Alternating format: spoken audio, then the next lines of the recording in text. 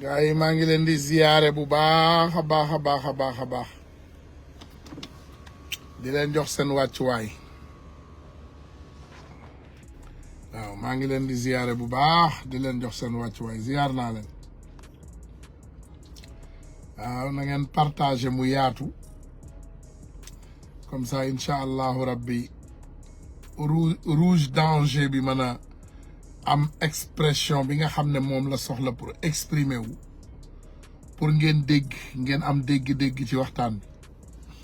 jërëjëf partager leen ah partager massivement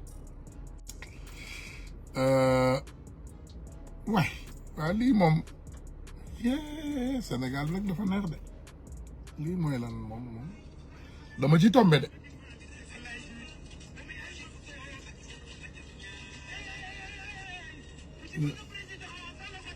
lii la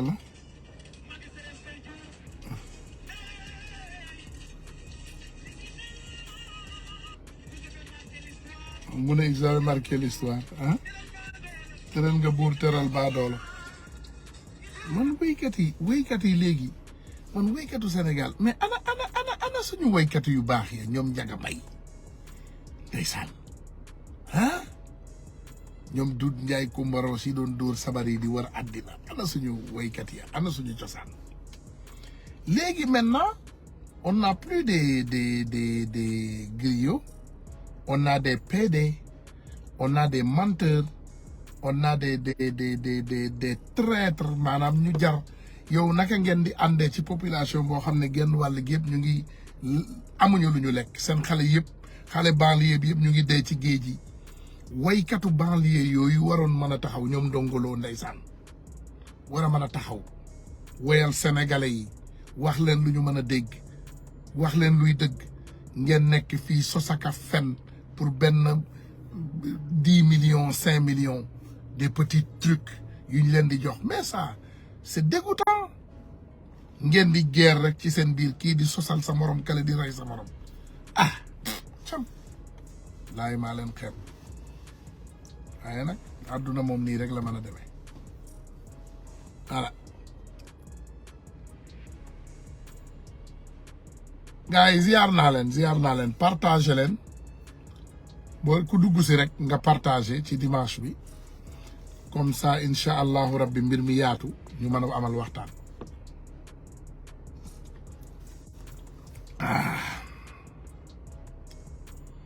non loolu kii la woon rek benn entre parenthèse la woon dama ko romb rek gis ko dama romb xaw ma dama taal sama téléphone rek tombé ci c'est bizarre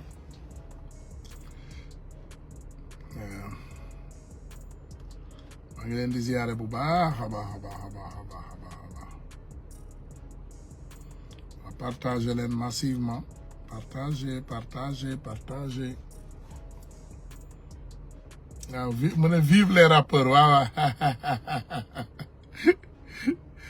vive les rappeurs de ah am na benn booy rappeur moom boo xam ne yee te booy bi dafa seen cuune la wax seen cuune ah waaw gars yi bu leen tontu de koo leen gis muy wax waxu dof rek dinaa ko bloqué yéen jarul ngeen leen di tontu bugguma leen jaawale ak ñoom parce que Macky Sall il a créé énormément d'insulteurs aujourd'hui au Sénégal voilà bu leen tontu parce que ay répondeur automatique la su ma leen gisee rek dama leen di bloqué yéen bu leen tontu yéen jarul ngeen leen di tontu dégg nga concentrez-vous message bi moom dina jàll par force xam ngeen tey dafa am sama benn xarit bu ma yónnee sama benn vidéo bu 2018 quand je parlais avec l'opinion internationale ndeysaan 2018 ah la ma ko yónnee mais yéen vous ne savez pas qu'on a l'un des jeunes les plus visionnaires du monde du ma ne Afrique xam nga Afrique gars yi li ñuy bañ mooy dañuy bëgg a tënk mbir mi ci benn koñ non on a l'un des plus grands visionnaires du monde le président Ousmane Sonko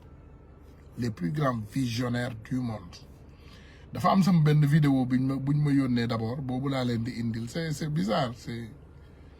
par hasard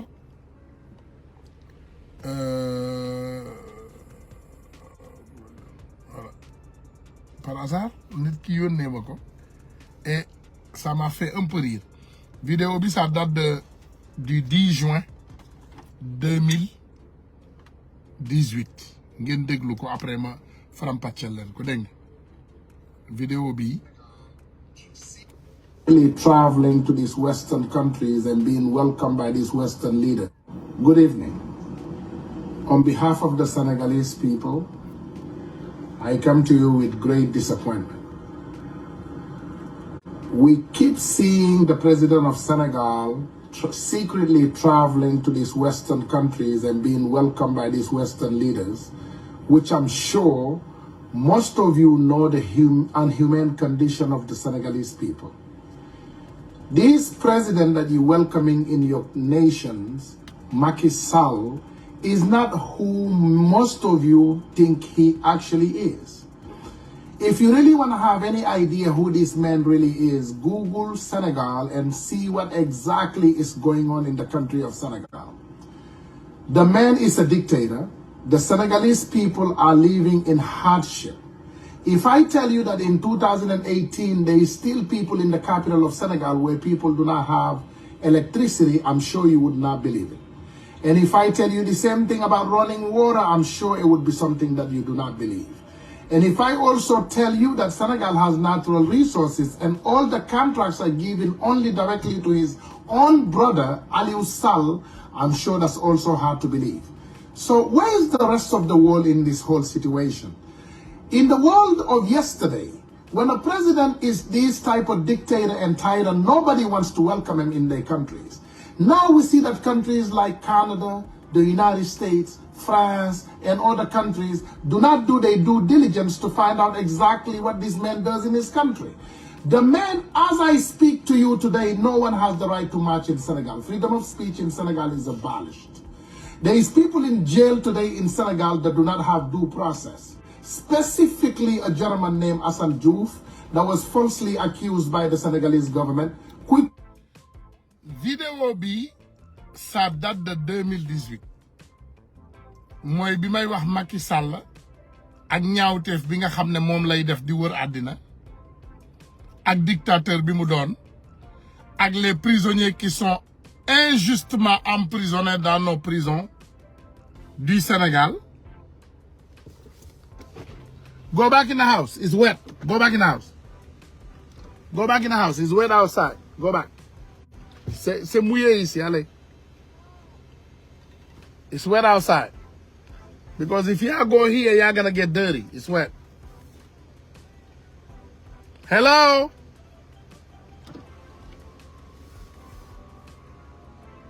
Voilà. Donc, lii ñu doon wax en 2018.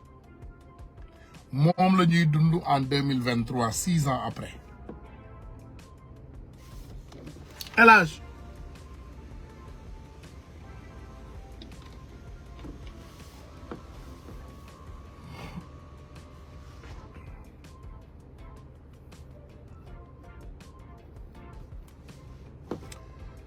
pour encore une fois rek ñuy wax ak sénégalais yi pour ngeen xam lii nga xam ne moom lañ leen doon wax en 2018 ba léegi tey jii ñuy wax ak yéen loolu moom moo xew Sénégal. On a un dictateur à la tête de notre pays qui ne respecte. asalaamaaleykum mbokki Sénégal. amul kenn ku Macky Sall respecté.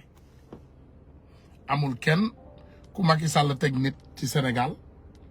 xool leen ak tojaange yi xew Sénégal yëpp. moom ba léegi mi ngi jël ay woykat ñuy dem di ko woyal ay maamam di ko taggal ay maamam teral nga buur teral baadoolo ban buur la Macky Sall teral baadoolo yi mu teral mooy yéen woykat yeeg ñàkk jom yu mel ni yéen baadoolo yi yéen ñi nga xam ne da ngeen bokk ci ay koñ mu jaral leen ngeen lekk day ba toll fi ngeen toll di lekk puub ba léegi te sonnu leen ci lekk day yéen la Macky Sall teral Macky Sall teralul buur ku mel ni man sëtu buur laa direct te man sequma ak Macky Sall terang ñun lu ñu seq ak Macky Sall mooy mu doxalal ñu réew moomu man ngeen fen te amuleen jom waykatu Sénégal yéen woyalatu leen cosaan léegi vous êtes comme des prostituées du micro yor seeni micro rek di duulaka day kële dem nekki meilleur ami wu Amadou Sall di ko blanchiral xaalisam mooy woykatu multicouleur bi dem di blanchiral Amadou Sall xaalisam oto bu yanj ci oto dawal na ko ci àdduna bi ci Sénégal te ñun ñëpp ñu xam fi alal bi jóge muy alalu doomu sénégalais yi seen baay yi dañu bañoon loolu seen baay yi dañu bañoon loolu dañu bëggoon dee ci ngor seen maam yi nga xam ne ñoo indi ngéwél Sénégal dañu bañoon loolu dañu bëgg a dee ci ngor yéen cette nouvelle génération de petits griots là yéen a gën a ñàkk jom ci àdduna bi amu leen fulla nii fayda nii jom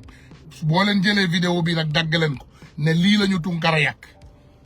amu leen fulla amu leen fayda amu leen jom parce que nit day gore géwél sax day am dignité géwél bari na ci àdduna bi ay géwél yu baax yu diñ yoo xam ne kenn du leen noot waaye boo nekkee géwél bu mel ni Antoine Diome wala Idrissa Seck géwél yu amul dignité loolu mooy indi jafe-jafe yi am nii tey ci Sénégal géwél sax day am dignité gore waaye yor seeni micro yi di way di fenakat dajale di sos waa président teral nga buur teral baadool ay fenu kese président ban baadool la teral ban buur la teral yéen la teral yéen ñii koy wayal yéen la teral ñàkk ngeen jom ñàkk fulla ñàkk classe man boo leen yéen est-ce que boo leen di lekk xaalis boobu di ko jox seen njaboot waaye am na ci ñoo xam ne amu leen njaboot parce que da ngeen ngemboo glace doomu xaraam yi doo leen dara cam tekkiwu leen dara nga xool ay nit yu baax yoo xam ne yéen da ngeen juddu ci ab réew yaru ci ab réew màgg ci ab réew ngeen toog ñuy jënd seen ngor yi ngeen dem di waaye tere nga tere baadoolo yaa ñàkk jom ku bëgg a président yow yaa ko bëgg parce que yow lay jox ay milliards am ñun gëmuñu ko ñun gëmuñu président Macky Sall ñun gëmuñu ko yaag idée yem géwél yu mel ni yéen a yàq àdduna bi yow Idi Antoine Diome ñetti géwél yi gën a ñàkk jom ci Sénégal mën nañ lañ cee bind sinon suñu géwél yu baax yaa ngi fi suñu géer yu baax yaa ngi fi suñu tëgg yu baax yaa ngi fi Sénégal fa la toll ñàkk jom léegi defe nañ ne mooy yóbbu réew mi kanam foofu laa bëggoon tàmbalee balaa may continuer ci waxtaan bi gars yi ma ñëw indil leen tey waa Fouta ils ont parlé fuutankooɓe kaali mais paala noon kettoɗon fuutankooɓe ak Farba Ngom ñu mel ni Farba Ngom le griot spécial du président de la République voilà Farba Ngom ñooñu ñoo yàq àddina sinon suñu géwél yu baax yi ba léegi ñu ngi fi billaay wallaay tallaay baax gore bëgg seen réew bëgg àddina bi bëgg Sénégal bëgg lu avancé loo Sénégal bis bu nañu wooma ne ma Tunkara man nëbbu ma sama bos man maay géwél sàngam waaye man lii changé Sénégal laa bëgg tappet yi ngeen doon yéen ay gigolo ay ñàkk xorom te ku ci gën a ñàkk sa morom xorom nga ne kii la kenn amu ci fulla léegi ma ñëw indil leen li waa Fuuta wax balaa ñu may divertir parce que ñu ñàkk jom ñi la plupart il te divertit waaw balaa ñu may divertir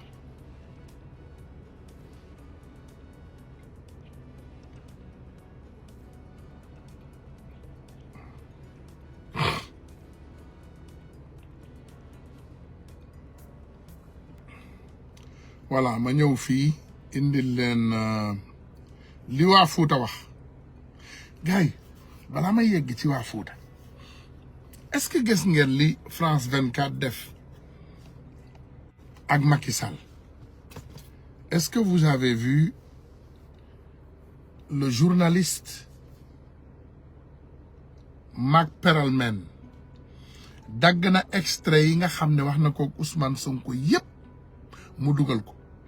dama leen koy liiral ci Twitter am la ko dugal pour Macky Sall la xam ne adduna bi dañu toll foo xam ne kenn mënatul noot xalaatu doomu aadama Macky dafa am xam nga sénégalais yi yéen ñu bari yéen a nekk di may Macky Sall bayre yéen ñu bari yéen a nekk di may Macky Sall importance mais Macky Sall lui-même il sait que démocratie bi muy juddoowul Sénégal te démocratie du arrêté Sénégal te démocratie day continuer long after Macky Sall's existence ngeen defe ne adduna bi yépp ni ñu jëlee démocratie ak niñ ko xeexee mu yegg à ce niveau dinañu gis doomu aadama boo xam ne moom la waa réewam bëgg a tàbb ku mel ni Macky Sall ne non kooku du bokk ci ay élection adduna bi yëpp di seetaan adduna bi duñu seetaan loolu sénégalais yi yéen a war a gën a fësal lii nga xam ne moom mooy mbirum Ousmane Sonko bi nañ ko fësal adduna bi dégg ko adduna bi ñu ngi wax ak Macky Sall Ousmane Sonko est le candidat du peuple Macky Sall mënu koo xañ doon candidat malgré seen tappale yi ñu def ñoom ak ñoom waa ji Sall ak ñeneen gis nañu yi ñuy def yëpp mais loolu du tee xam nga jéem na def nañ ko fi ci législative bi ñu am ñoom seeni ay tappalekat yu nekkoon ci Yewwi Askan Wi ñu mujjee nangu listu Dakar bi parce que waa ji fettkatu jaas bi fa la ne moom ak patron ñu deal ba fexe ba Ousmane Sonko seen liste non tey laay seetaan vidéo boobu il faut ma tegal leen vidéo boobu waaye balaa may ñëw ci vidéo boobu dama leen di indil Mac Perelman li mu wax nee na Ousmane Sonko at Sonko officiel at France 24 sur possible arrestation ma tàmbali d'abord ci kaw mu ne Ousmane Sonko at lii dama koy lire ci Twitter Mac Perelman laay lire ok question bi mu ne mu ne at Sonko 24 ma conviction c'est que si on va aux élections Sonko ma wax lii 1 heure après la fermeture des bureaux je serai déclaré vainqueur au premier tour Sonko xam na loolu Sonko loolu du information yaa ngi ñuy tooñ loolu xale yi juddu démb xam nañ ko léegi beneen bi Mac Perelman sur toujours mu ne sur la possible arrestation Sonko at Macky Sall qui décide Sonko nee na c'est Macky Sall qui décide c'est le parquet qui dépend du ministre de la Justice qui dépend de la présidence je suis très pressé qu'ils aient le courage d'aller au bout de leur logique Sonko nee na yàkkamti na Macky Sall la takk fitam am fit continuer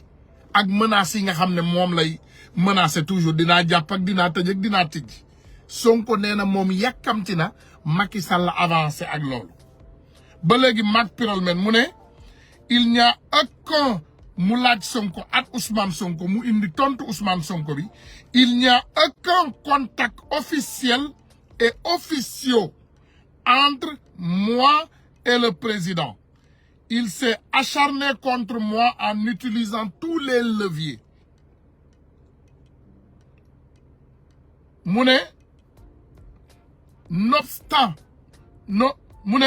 Nonobstant cela, nous sommes prêts à pardonner. Nous avons même pardonné et nous oublions. ba léegi ak Ousmane Sonko mu ne ce n'est pas Macky Sall ce n'est pas à Macky Sall waaw ma ñëw bi ci kaw d'abord nee na amul benn waxtaan bu officier wala bu officieux entre moom ak Macky Sall mu ne ginnaaw loolu nag Macky Sall jël na lépp luy njumtuwaay réewu Sénégal bi jël na lépp lu ko réewu Sénégal bi jox comme jumtuwaay mu jubal ko ci moom benn doomu aadamaam bi mu acharné wu ci kawam moom maanaam bëgg koo jaay doole waaye moom jéggal na ko te jëlale na donc loolu laay wax noonu keroog Macky Sall ma ne ko Ousmane Sonko de day junj doomu aadama waaye profito ci nga daw balaa muy li américain di ne balaa muy changer avis léegi beneen bi mu ne ko ce n'est pas à Macky Sall de choisir le prochain président te muy dëgg ndax Macky Sall dañ koo dénk ab réew ne ko doxalal boo paree nga wàcc ñu jëlaat ña nga xam ne ñoom la ñu war a tànn ñu tànn ki ñu ci neex bu ñu tànnee ki ñu ci neex bu boobaa ñu décider encore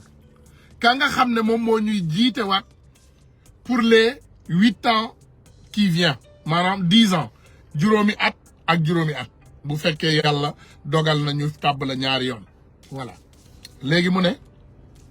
ce n'est pas à Macky Sall de choisir le prochain président. Je n'ai jamais éprouvé de haine envers lui. Tout ce qui peut apaiser, nous sommes prêts à faire les sacrifices. Mais on ne discute pas le couteau à la gorge. Mu ne du Macky Sall moo ñuy tànnal kuy doon suñu njiitu réew. Loolu doomu sénégalais yi loolu foofu la ñu baaxee voici le rôle d'un citoyen bu yor carte d'identité moom rôle am mooy mu tànn kiy jiite réewam ëllëg loolu boobu droit la citoyen bi am man tey Ousmane Tounkara sama droit citoyen mooy ma tànn kan moo may jiiteel sama réew kenn duma ko forcer nag ci njëkk kenn duma ko forcer nag kenn amul benn doomu aadama bu may forcer ne ma waaw waa ji mooy doon président non léegi sama carte bi man lu muy njëriñ man impôt yi may fay Sénégal te ma bokk ci Sénégal nekk fa citoyen lan lay njëriñ mais citoyen sénégalais il faut ngeen may mi ngi mel ni dara desul lu dul yàlla lim la may jour bi ngay takk jabar ngay borom kër benn samba booy jóge fële nee na non man maa lay ñëw jëlal sa ndaw jabar sëñ bi nag ngeen jéggal kàddu yi kàllaama yi sëñ bi nag attends sëñ bi ma dund 21 22 23 24 25 26 ans 27 28 30 ans ñu may ma soxna benn samba booy jóge fële mu ne maay njëkk ñam sa soxna loolu réewu Sénégal bi moo gën a grave sax loolu est-ce que vous vous rendez compte de ce que Macky Sall nous dit Macky Sall nee na ñun sénégalais xale yu góor yi yëpp nañu dem tëral suñu jabar yi rangele leen mu sëy ak ñëpp loolu la Macky Sall wax mais attendez quand même Macky Sall mu ne yéen sénégalais képp kuy góor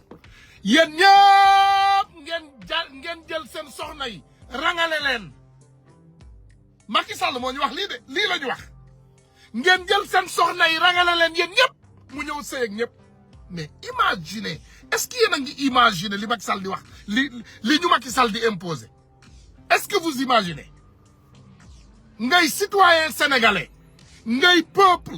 nga yor carte d'identité ngay fay impôt nga bokk ci dëkk bi sa yaay juddoo fi sa baay juddoo fi sa maam juddoo fi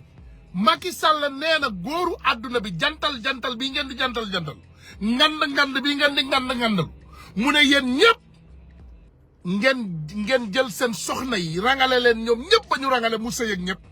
billahi wallahi tallahi la si li mu wax moo gën a garaaw lool ngeen jéggal sama kàddu yi parce que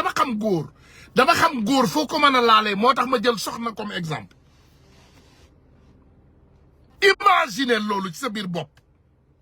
Macky Sall mu ne yéen ñëpp ngeen jël seeni ay soxna rangale leen mais Macky Sall buñ ko bàyyee mu jalgati suñu démocratie li mu def moo gën a garaaw loolu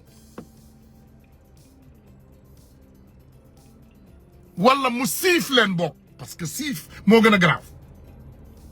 Macky Sall nee na ku am doom bu jigéen ku am soxna ku am yaay ku am nangam ku am lii ku am lële mënumaa yeggali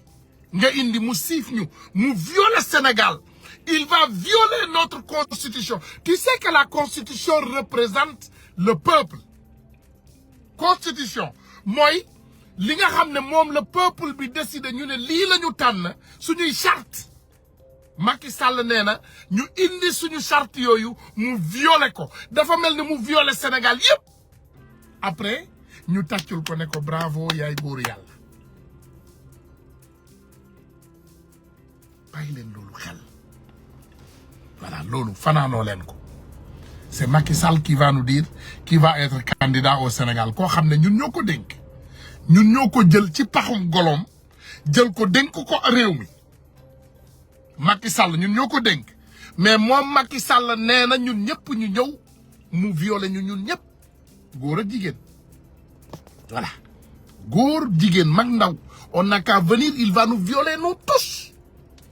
après ñu nangu ko man de woddoowuma sër man te xam naa ne man du ma ko nangu ku ko bëgg a nangu yow loolu sa problème léegi Ousmane Sonko ce n'est pas à Macky Sall de choisir le prochain président je n'ai jamais éprouvé de haine envers lui mu ne moom musul am mbañeel moom musul am mbañeel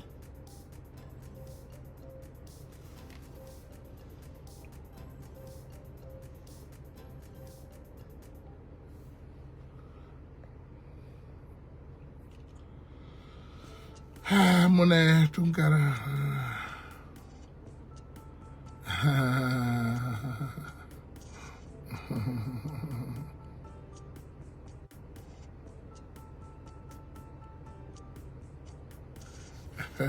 Saratu Kan ziar naa la macha allah léegi ñu ñëw continuer mu ne moom musul am mbañeel jëmale ko ci booru Macky Sall mu ne je n'ai jamais éprouvé de haine envers lui Ousmane Sonko nee na moom musul jël benn mbañeel jëmale ko ci booru Macky Sall tout ce qui peut apaiser nous sommes prêts mu ne lépp luy jàmmi Sénégal ñun pare nañ ko ndax wax dëgg yàlla nag sénégalais nanu waxante dëgg nag ñu bokk réew mi ñun ñëpp Ousmane Sonko moo yor doole bi